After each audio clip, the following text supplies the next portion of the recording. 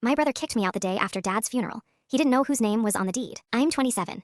My brother Marcus is 34, and growing up, he was the son our whole house orbited around. When he moved to Denver for a sales job, he came home twice a year, Christmas, and whenever his rent was short. Dad covered it. Dad always covered it. Then Dad's heart started failing. I was 23. I moved back into my childhood bedroom, and for 4 years, I was the one who stayed. I drove him to cardiology appointments. I cooked low-sodium everything. I slept with my door open, so I could hear his oxygen machine. Marcus called maybe once a month, and the calls were never really about Dad. Has he talked to you about the house? He asked once. Dad was sitting right next to me. 2 years before he died, Dad asked me to drive him to an attorney's office. I thought it was about his will. Instead, he signed the house over to me. Deed, recorded, done.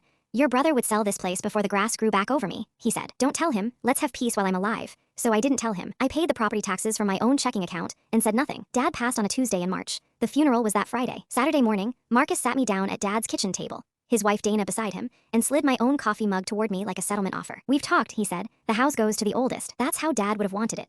You've had a free ride here long enough. It's time you got your own place. I looked at him for a long moment. 4 years of appointments and pill organizers, and I'd had a free ride. I said okay, that's all okay. I packed 2 bags that night and moved into a little apartment above a bakery on 5th Street. Marcus changed the locks by Monday. For 8 months, I said nothing. He moved Dana in. He posted pictures of our new chapter. At Thanksgiving, which I was still invited to, in the house I owned, Dana raised a glass and toasted new beginnings in our home. I raised my glass, and I said nothing. My Aunt Renee squeezed my hand under the table. She was the only one Dad ever told. Then in June, Marcus decided the house was worth more empty. He listed it for $410,000, and the title company did what title companies do. They ran the search. The first call came from his realtor, a very polite woman named Carol, asking if I was aware the property was listed. The second call came from Marcus. That one was not polite. He said I tricked a dying man. He said lawyers. He said family. Then quieter, he asked how long I'd known. 2 years before he passed, I said. I drove him there myself. He hung up. The listing came down that afternoon. A week later, an envelope showed up at my apartment with the new house keys inside and no note. Aunt Renee told me they'd moved out on a Sunday, in the rain. I live in Dad's house now.